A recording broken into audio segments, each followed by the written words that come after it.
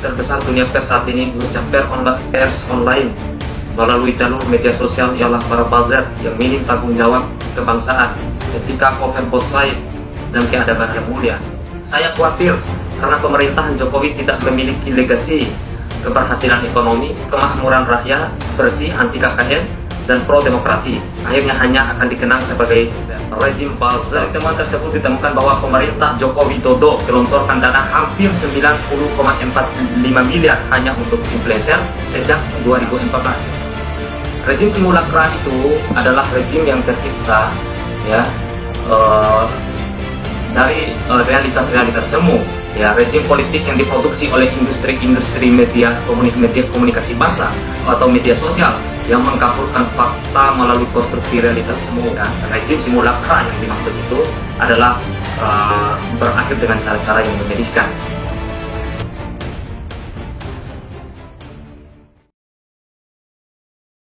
Assalamualaikum warahmatullahi wabarakatuh. Pemirsa channel Pemuda Madani yang saya muliakan, berjumpa lagi dengan saya untuk mengulas tentang eksistensi buzzer dalam dunia politik kebangsaan kita akhir-akhir ini.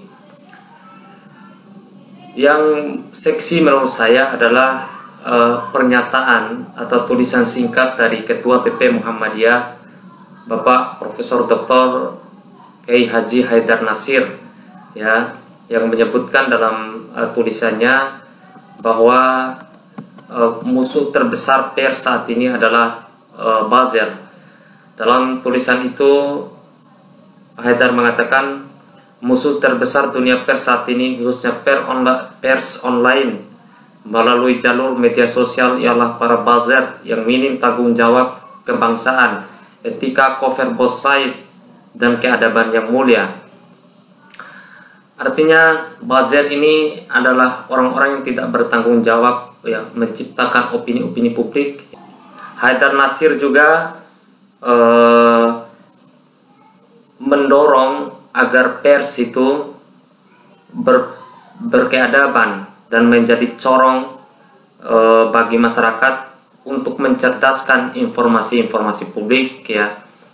Kemudian melakukan check and balance ya antara opini kekuasaan dengan opini masyarakat. Itulah yang diharapkan oleh Ketua Umum PP Muhammadiyah bagi pers di Hari Pers Nasional. Tapi pernyataan Pak Haidar itu menjadi seksi ketika Dr. Rizal Ramli ya menanggapinya.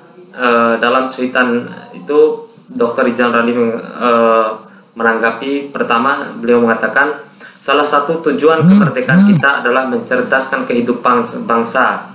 Penggunaan buzzer RP, beliau itu selalu buzzer RP ya.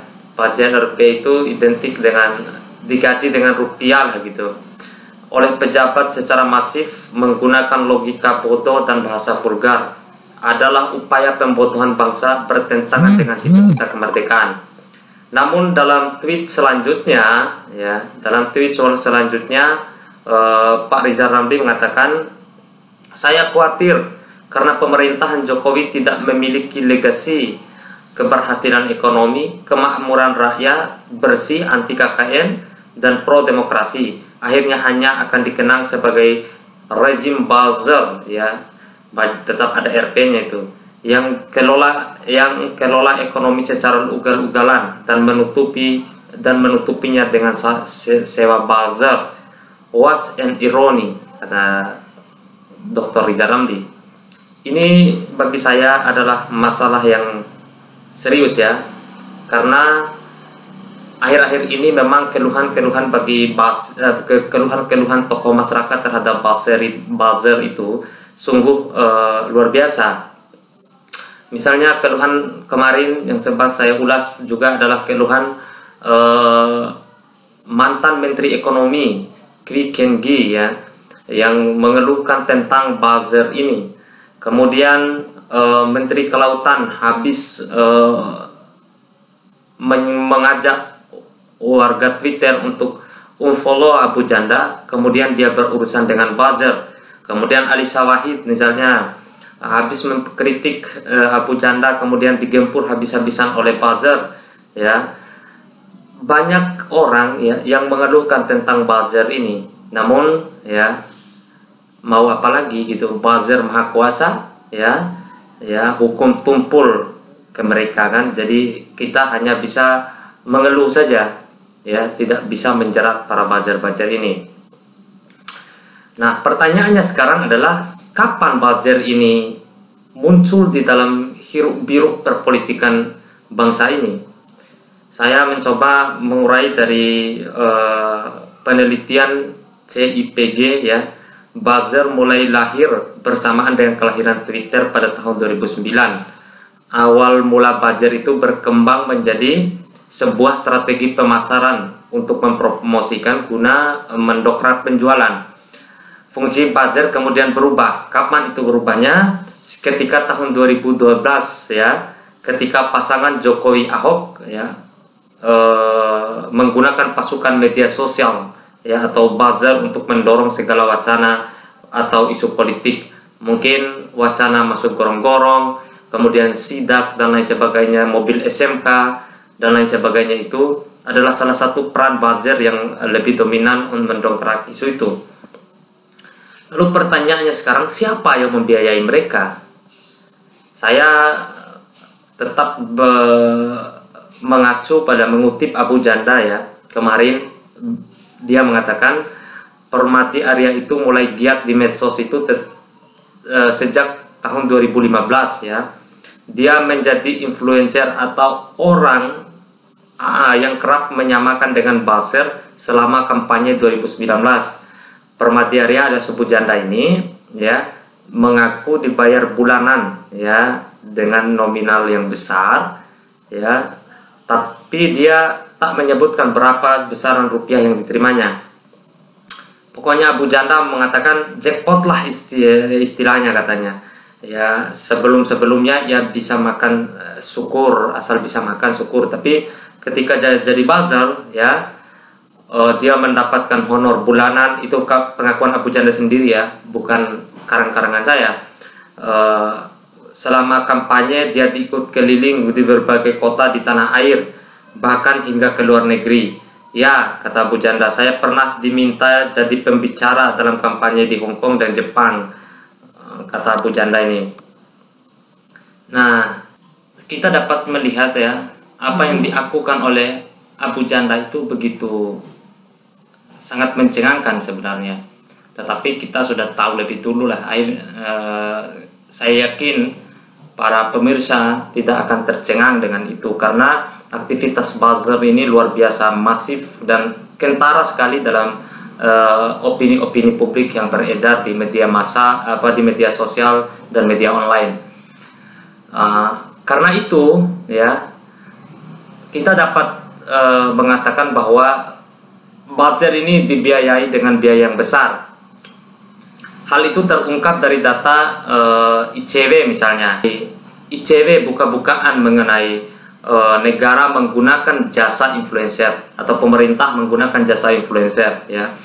Dari temuan tersebut ditemukan bahwa pemerintah Joko Widodo gelontorkan dana hampir 90,45 miliar hanya untuk influencer sejak 2014. Dahsyat kan biayanya? Biaya yang besar, ya, hanya untuk menggiring opini, membangun citra di media sosial, ya, dengan menggunakan anggaran belanja negara. Karena itu saya sepakat dengan Ubaidillah Badrun yang mengatakan bahwa rejim ini, ya, mirip dengan rejim simulakra, ya, atau rejim yang tercipta dari realitas semu. Nah, kemudian dengan anggaran dan biaya yang besar. Ubaidillah menanggapi, ya, hasil temuan ICW itu dengan mengatakan bahwa rejim Jokowi menggelontorkan uang 1,29 triliun untuk aktivitas digital, ya, dan untuk influencer sebesar 90,45 miliar. Dalam perspektif sosiologi politik, ketika sebuah pemerintahan cukup banyak menggunakan uang rakyat atau APBN untuk aktivitas media digital hingga mencapai 1,29 triliun, bahkan ada biaya untuk influencer dan buzzer senilai 90,45 miliar. Itu artinya rejim pemerintahan ini benar-benar rejim simulakra, ujar Ubaidillah. Rejim simulakra itu adalah rejim yang tercipta ya dari realitas-realitas semu. Ya, rejim politik yang diproduksi oleh industri-industri media komunikasi massa atau media sosial yang mengkaburkan fakta melalui konstruksi realitas semu ya secara masif atau pencitraan masif. Misalnya secara teoritis kita dapat mengatakan ini berasal dari Jean Baudrillard ya, ketika menulis tentang buku Perang Teluk ya. Baudrillard mengatakan bahwa simulakra atau simulasi itu adalah instrumen sosioteknologi ya dalam mencipta realitas yang sebenarnya tak ada, tetapi seolah-olah tampak ada. Fungsi simulasi adalah penciptaan model palsu realitas, kenyataan distortif, pelencengan fakta dan citra kenyataan ya. Dan kemudian simulasi adalah sebuah prostitusi citra ya, prostitusi citra karena citra murahan direkayasa untuk meyakinkan ada realitas penyelewengan, penyuapan, penyalahgunaan jabatan, padahal tidak pernah ada sama sekali. Atau justru sebaliknya, dicitrakan baik, merakyat dan lain sebagainya, tetapi pada kenyataannya ia anti rakyat, ia membuat rakyat sengsara, memalaki rakyat dengan pajak-pajak ya dan lain sebagainya. Bisa juga tercitra demikian. Nah, lalu saya mengingatkan ya, cara berakhirnya rejim simulakra itu. Rejim semu seperti ini ya, kita dapat melihat misalnya dari Hitler ya. Hitler itu memiliki ahli propagandis yang sangat dahsyat ya, namanya Joseph Goebbels. Dia bisa mempropagandakan orang dan membangun emosi melalui kata-kata dan pidato-pidato. Hal itu dapat kita baca di dalam pidato terakhirnya The Total Krieg ya, atau perang total ya, yang dibacakan sebelum Nazi akhirnya masuk ke dalam rawa-rawa sejarah. Apa yang dibuat oleh Joseph Goebbels, kata Joseph Goebbels hanya satu untuk membangun citra itu, mengulang-ulang kebohongan. Pada suatu waktu kebohongan itu akan menjadi kebenaran. Itu yang terus dibangun oleh rejim Nazi ya, mengkampanyekan citra dan lain sebagainya, kemudian membuat rekayasa-rekayasa opini dan lain sebagainya melalui media-media massa yang pada akhirnya untuk menyulutkan emosi publik. Propaganda, agitasi politik ya dimainkan secara masif ya. Namun apa yang terjadi? Pada akhirnya juga rejim seperti itu, kekuasaan yang seperti itu ya, rejim simulakra yang dimaksud itu adalah berakhir dengan cara-cara yang menyedihkan ya, yang akan menjadi aib sejarah yang akan dikenang sebagai orang-orang bejat sepanjang masa. Dan itu ya akan menjadi bahaya karena kekuasaan yang dicitrakan baik padahal ia tidak sepenuhnya baik, atau kekuasaan yang dibangun di atas media pencitraan, dia itu rapuh, bangunannya rapuh ya, pondasinya rapuh, dan apabila datang kekuasaan baru ia akan menjadi aib sejarah yang tidak akan dilupakan. Oleh sebab itu saya mengatakan seperti yang dikatakan oleh Rizal Ramli, jangan sampai legacy yang disimpan oleh pemerintahan Jokowi adalah pemerintahan buzzer ya, yang mengendalikan opini-opini publik lewat buzzer ya, yang mengendalikan kekuasaan pemerintahan lewat opini-opini buzzer. Jangan sampai itu terjadi, dan kita berharap ya semua opini-opini publik yang hadir di tengah-tengah masyarakat itu adalah yang konstruktif ya, edukatif ya, dan bisa memberikan nilai-nilai kehadapan bagi bangsa Indonesia. Semoga ujaran-ujaran kebencian ya, kemudian permusuhan antara SARA dan lain sebagainya itu bisa terhenti ya dengan membangun kesadaran publik. Maka saya menghimbau kepada teman-teman aktivis-aktivis ya, para tokoh-tokoh publik yang jujur ya, Mari kita bangun opini masyarakat itu dengan pencerdasan, dengan keadaban seperti yang diinginkan oleh Ketua Umum PP Muhammadiyah Profesor Dr. Kiai Haji Haidar Nasir. Dan oleh sebab itu Muhammadiyah juga ya harus menggembirakan dakwah virtual ini, ya, mempositifkan semua isu-isu di publik, ya, sehingga tidak terjadi isu-isu yang negatif, sehingga tidak melahirkan hoax, sehingga tidak melahirkan ujaran kebencian, sehingga tidak didominasi oleh para buzzer-buzzer itu. Saya kira demikian. Wallahu a'lam bishawab.